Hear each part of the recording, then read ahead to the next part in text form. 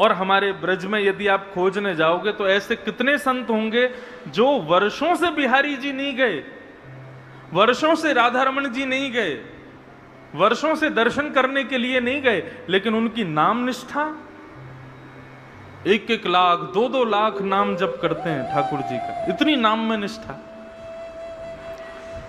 और उसमें विशेष रूप से तो चैतन्य गौड़िया वैष्णव संप्रदाय के जो भक्त होते हैं उनकी तो नाम में विशेष निष्ठा होती है। हरे कृष्ण कृष्ण कृष्ण हरे हरे, हरे राम राम राम हरे हरे। बंधुओं, नाम जपने वाले बड़े भाग्यशाली होते हैं। जब वो कृष्ण बोलते हैं ना तो उनकी जीभ यशोदा का रूप धारण कर लेती है, और जब वो राम बोलते हैं तो उनकी जिह्वा कौशल्या का रूप धारण कर लेती है। ये जीव ही ठाकुर जी को जन्म देती है। तो गौड़िया वैष्णव संप्रदाय के एक महात्मा रहते थे गोवर्धन में, नाम जप करते थे 18-18 घंटे 19-19 घंटे बैठ करके, और महामंत्र का जप किया करते थे। और जब जप पूर्ण होता था तो उसके बाद फिर स्नान ध्यान करते, स्नान ध्यान करने के बाद फिर थोड़े बहुत समय में जाके जल्दी जल्दी और घर घर से सूखी सामग्री लेकर के आते। सूखी सामग्री मतलब आटा कहीं से ले लेते, कहीं से कुछ सामग्री जो मिल जाती वो सामग्री लेकर के आते, और यमुना जल से निर्मित करके बढ़िया मोटे टिक्कर बना करके और उसको पा लेते, और पाने के बाद में फिर से नाम जप करने के लिए बैठ जाते। थोड़ी बहुत देर आराम करते, ये उनका नियम था। ना तो मंदिर जाते थे, ना किसी सेवा में नियुक्त रहते थे, ना ज्यादा कोई झंझट, कुछ नहीं, केवल नाम जपना, एक टिक्कर पाना, यमुना जल में स्नान करना और 1-8 घंटा आराम करना, बस यही उनका नियम था। लेकिन हमारे ठाकुर जी तो लीला पुरुषोत्तम है, बिना लीला किए इनको आनंद नहीं आता। एक बात मैं आपको बहुत स्पष्ट कहूं, ठाकुर जी को जो बहुत प्रिय होता है, जिसकी धाम में बहुत निष्ठा, कथा में बहुत निष्ठा, नाम में बहुत निष्ठा, वो ठाकुर जी का प्रिय है। और ऐसे प्रियों के साथ में ठाकुर जी लीला बहुत करते हैं। कैसी लीला करेंगे? किसी की कथा सुनने में बड़ी इच्छा है तो कैसे भी करके कथा उसकी छुड़वाएंगे। किसी की वृंदावन जाने में बड़ी निष्ठा है तो ऐसी रुकावटें देते रहेंगे कि वो वृंदावन जाने में और तड़फे, वृंदावन जा ही ना पावे। किसी की नाम जपने में बड़ी निष्ठा है तो नाम जपते जपते बीच में कोई ना कोई विघ्न डालेंगे। ये विघ्न आते नहीं है, ये ठाकुर जी खेलते हैं तुम्हारे साथ में, ये ठाकुर जी लीला करते हैं। और बेचारे बाबा प्रेम से भजन करते थे। एक दिन एक मैया के यहाँ पर मधुकरी लेने के लिए गए, मैया ने आटे की सूखी सामग्री उनको दे दी। बाबा आए, आकर के यमुना जल से बढ़िया टिक्कर बनाया, मोटी मोटी रोटी बना करके पका करके स्वयं पा गए। अब उस मैया के यहाँ पर छोटे से ठाकुर जी की सेवा विराजी हुई थी। रात्रि में वो मैया जैसी सोई, ठाकुर जी उसके स्वप्न में प्रकट हो गए, और स्वप्न प्रकट होकर के बोले मैया, बोले हाँ ठाकुर जी बोलो। बोले ये जो बाबा तुम्हारे यहाँ आवे ना रोज सूखी सामग्री लेवे के काजे, बोले हाँ, मोकू वो बाबा बड़े पसंद हैं। मैया बोली तो कहाँ करूं? बोले कल वो बाबा आवे ना तो तुम मोकू उनके हाथ में दे दियो, मैं उन्हीं के यहाँ जाऊंगा और अपनी सेवा करवाऊंगा। मोकू उन बाबा के संग रहना है, अपनी सेवा करवानी है। मैया खूब रोने लगी, बोले मेरे सेवा में कोई कमी? मैंने कछु अपराध कर दियो ठाकुर जी, आप मुंह को छोड़ के जा रहे हो? बोले ना है मैया, तेने कोई अपराध ना कियो, लेकिन मोकू वो बाबा बहुत प्रिय है, मेरो बहुत नाम जपे, मैं कछु दिना लीला करवे के काजे वाकी कुटिया में जानो चाहूं। कल वो बाबा आवे तो आप मोकू उनको दे दियो। मैया बोली जैसी आपकी इच्छा ठाकुर जी। दूसरे दिन बाबा जैसे ही आए, बहुत ध्यान से सुनना, दूसरे दिन बाबा जैसे ही आए, बाबा आए आकर के बोले माते लाओ सूखी सामग्री दो, आटा दे दो थोड़ा सा। मैया आई, आकर के बोली बाबा ऐसे ऐसे कल रात में मेरे ठाकुर जी सपने में आए और आकर के बोले मैया मुकु बाबा के संग जानो है, तो तुम मेरे ठाकुर जी को ले जाओ, इनकी सेवा शुरू कर दो।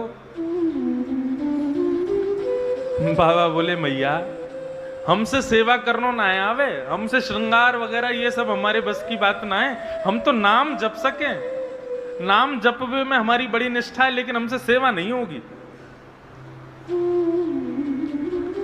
बाबा चले गए। ठाकुर जी फिर से सपने में आए, सपने में बोले मैया तेने मुकु बाबा को दियो नहीं। आप लोग ब्रजभाषा समझ रहे हैं ना, समझ में आ रही है ब्रजभाषा? मैया बोली लाला मैं तो दे दूंगी, लेकिन बाबा मना कर रहे हो कि मुझसे सेवा नहीं होगी, कैसे दूं? ठाकुर जी बोले अरे मुझको जबरदस्ती दे दो, बाबा की गोद में ले जाके पटक दियो, बाबा लेके जाएगा, वही के यहां सेवा करवाऊंगा अपनी।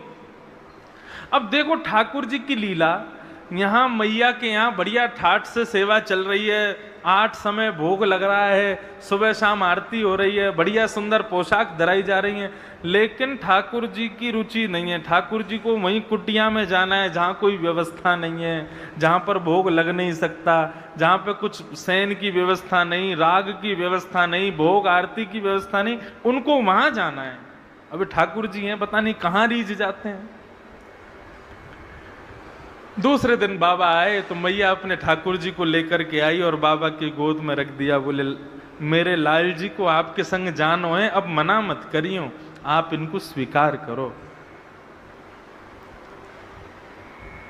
मैया कितनी बार भोग लगता है इनका? बोले 8 बार भोग लगता है। और क्या क्या होता है? बोले 8 बार भोग लगता है, 6 बार आरती होती है, और सब पूरी नियमावली बता दी। बाबा बोले मैं भजन कब करूंगा, पूरे दिन इनकी सेवा करूंगा, तो मैं नाम कब जपूंगा अपना? मैया बोली अब कैसे भी करियो, तुम्हारी झंझट है, अब यहाँ लेके जाओ अपने संग। बाबा घर लेकर के आए, ठाकुर जी को गोद में लेकर के बोले देखो भैया एक ही बार भोग लगेगा, हमको नाम में बहुत निष्ठा है, हमको श्रृंगार और सेवा ये सब हमसे आती नहीं है, आपको एक बार भोग लगा देंगे, रूखी सूखी टिक्कर पानी हो तो पाना, नहीं तो हमको स्वप्न में आके बता देना, हम वापस मैया के यहाँ छोड़ जाएंगे। बाबा अपना भजन करने के लिए जैसे ही बैठे, ठाकुर जी को ला करके एक चौकी पर बैठा दिया, भजन करने बैठे तो ठाकुर जी प्रकट हो गए। प्रकट होके बोले बाबा तुम रूखी रोटी खवाइयो, एक ही बार खवाइयो, लेकिन मोको अपने पास ही रखो, मैं यहां से जाऊंगा नहीं। बाबा बड़े प्रसन्न हो गए, बोले वाह देखो हमारे भजन के प्रताप से ठाकुर जी आ गए और हमारे भजन में भी कोई विघ्न नहीं आ रहा। बाबा दूसरे दिन गए, बढ़िया आटा लेकर के आए, यमुना जल मिला करके बढ़िया आटा गूंद करके बढ़िया मोटा मोटा मोटी मोटी रोटी टिक्कर बनाया। टिक्कर बना करके एक पत्तल में परोस करके ठाकुर जी के आगे रख के तुलसी पधरा करके त्वदीयम वस्तु गोविंद तुभ्यमेव समर्पयेत ग्रहाण सुमुखो भुक्त्वा प्रसीद परमेश्वर। प्रभु हमारी कुटिया का 56 भोग तो यही है, पाओ। और भोग लगाने के बाद में बाबा ने स्वयं पाया और अपना भजन करने बैठ गए। अब जैसे ही बाबा भजन करने के लिए बैठे, ठाकुर जी फिर प्रकट हो गए। प्रकट होके बोले बाबा, बाबा बोले लाल जी सब सेवा में आनंद, कोई दुखी तो नहीं, कोई कष्ट तो नहीं, हमारी तो ऐसी रूखी सूखी सेवा है। ठाकुर जी बोले नहीं हमको बहुत आनंद आ रहा है, लेकिन बाबा कल से एक काम कर दियो। बोले कहा? बोले आप आटा में और यमुना जल मिला के टिक्कर बनाए दो ठीक है, लेकिन यदि आटे में नमक डाल दोगे तो नेक स्वाद आ जाएगा, हल्को सा नमक डाल दियो बस। बाबा बोले तो मतलब कल से हमको आटा भी लाना है और नमक भी लाना है? बोले हाँ बस इतनी सी सेवा कर दो, नेक स्वाद आ जाएगा आटा में टिक्कर में। बाबा बोले ठीक है। दूसरे दिन गए तो मैया के यहाँ से आटा लाए, तो मैया से बोले मैया सुनो आटे के संग आज नमक और दो। मैया मनी मन मुस्कुराने लगी, बोले है गया काम, चटोरो पहुंच गयो कुटिया में। मैया लाई, नमक दे दियो, बोले बाबा लो प्रेम से टिक्कर बनाओ, पवाओ ठाकुर जी को। अब आटे में नमक मिला करके बढ़िया आटा गूंद के टिक्कर बना करके सेक करके बढ़िया ठाकुर जी को भोग लगाया। तो दियम वस्तु गोविंद तुभ्यमेव समर्पयेत्, पाओ प्रभु प्रेम से। प्रसादी पा करके जैसे ही भजन करने के लिए बैठे, ठाकुर जी फिर से प्रकट हो गए। ठाकुर जी आप आनंद से विराज रहे हो, कोई कष्ट तो नहीं है? नहीं नहीं बाबा, खूब आनंद आ रहा है, लेकिन बाबा हमारी एक प्रार्थना है, यदि आप सुनो तो। बाबा बोले कहा बात है? बोले बाबा वो सूखो टिक्कर आप हमको भोग लगाओ ना। अब नमक तो आ गया, स्वाद तो बन गया, लेकिन बिना घी के जब टिक्कर खामे तो गले में इर्ज जाए, वो गले में चिपक जाए। यदि आप ने कृपा कर दो, कल से ने घी लियाए करो और टिक्कर सेक के वहां में ने घी लगा दे करो। घी लगा के हमको भोग लगाओगे तो ने निगलवे में आसानी होएगी। बाबा बोले 50 साल से भजन कर रहे हैं, केवल आटा लेकर के आते थे, अब नमक लाने लगे साथ में, अब कल से घी भी लेके आना है। ठाकुर जी बोले हमारे काजे इतना ना करोगे? बाबा बोले करेंगे, आपके लिए लेके आएंगे, घी और लाएंगे। दूसरे दिन बाबा भिक्षा लेने के लिए गए, आटा भी मिला, नमक भी मिला। फिर मैया से बोले मैया थोड़ा सा घी और दे दो। मैया बोली अभी तो देखो नमक और घी जा रहा है, कछु दिना में 56 भोग जाएंगे घर पे। घी लेकर के गए, बढ़िया टिक्कर बना के घी लगा के ठाकुर जी को भोग लगायो और पायो। पाके फिर जैसे ही भजन करने बैठे, ठाकुर जी फिर प्रकट हो गए। बाबा बोले अब क्या हो गया? बोले बाबा मैं तो यूं कह रहे हो, बढ़िया टिक्कर बनना है, नमक भी आ गया, अब तो घी भी आ गया, निगलवे में भी आसानी है रही है, लेकिन 4 दिना से टिक्कर पाके हमने जो है का हमारी जीव है का नेक परेशान है गई है। कल एक आलू और लिए और वह आलू को उबाल के वहां में नमक मिर्च डाल के नेक बढ़िया चटनी बना के टिक्कर के संग आलू की चटनी दे दोगे तो आनंद आ जाएगा। बाबा ने आंख खोली, अपनी माला रखी, ठाकुर जी गोद में उठाए, लेकर के मैया के यहाँ गए और मैया की गोद में देते, बोले धरो इनको अपने पास। अरे हमारा भजन छूट रहा है, पहले नमक चाहिए, घी चाहिए, अब आलू चाहिए, कल को कहेंगे हमको घेवर चाहिए, फिर कहेंगे मालपुआ चाहिए, फिर कहेंगे रबड़ी चाहिए। इनका भोग लगाएंगे कि हम भजन करेंगे? बाबा ने तो ऐसी बात कही, इतने में ही श्याम सुंदर वहीं प्रकट हो गए और प्रकट होकर के बाबा को हृदय से लगा लिया। बोलो बाल कृष्ण लाल की। बंधुओं, ये भोग सामग्री, ये सुंदर सजावटें, ये विविध विविध प्रकार के 56 भोग, ये सब ठाकुर जी को नहीं चाहिए। किसी एक चीज में तुम्हारी दृढ़ निष्ठा है, वही ठाकुर जी को प्रिय है। बस हम लोग घबरा जाते हैं, अब हमारा भाव पहले जैसा क्यों नहीं रह गया, अब ठाकुर जी पहली जैसी लीला क्यों नहीं। ये सब ठाकुर जी खेलते हैं तुम्हारे साथ में, परखने की कोशिश करते हैं, ये लीला करते हैं ठाकुर जी। लेकिन तुम अपना भाव सुदृढ़ रखो, किसी एक चीज में निष्ठा रखो, या तो नाम में, या फिर धाम में, या फिर लीला में, या फिर स्वरूप दर्शन में, लेकिन उस निष्ठा को बरकरार रखो, उसको भंग मत होने दो। ऊना रहो, अमृतसर रहो, जलंधर रहो, मंडी हिमाचल में, ये मनाली में रहो, कहीं रहो, तुम्हारी दृढ़ता इतनी होनी चाहिए कि तुम ऊना में बैठ करके भी नेत्र बंद करो तो तुमको पता चल जाए कि आज बिहारी जी ने कैसे कलर की पोशाक पहनी है। और ये संभव है, ये हो सकता है।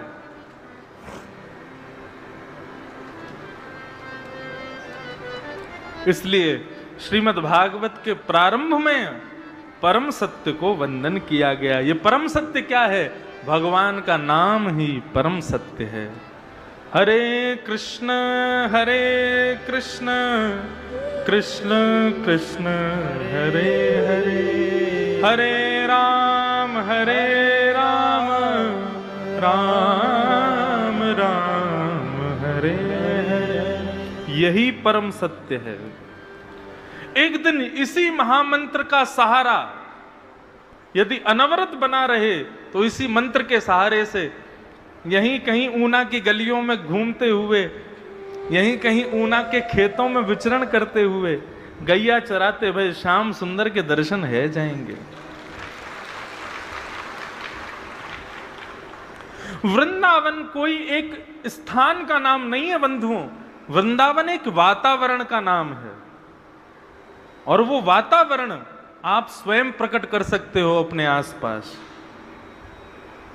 वृंदावन जैसा व्यवस्थित हो जाए, बस देखना 19 तारीख को यहां वृंदावन प्रकट हो जाएगा। लगेगा ही नहीं हम ऊना में बैठे, हम कहीं बाहर हैं, ऐसे लगेगा हम वृंदावन में हैं। याद रखना, वृंदावन कोई स्थान नहीं है, वृंदावन एक वातावरण है, बस उसको प्रकट होने की देर है।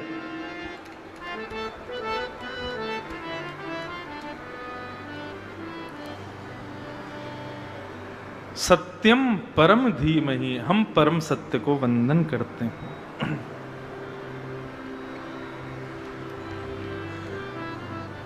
द्वितीय श्लोक में विषय, अधिकारी, संबंध, प्रयोजन, ये 4 चीजें बताई गई, बहुत ध्यान से सुनना।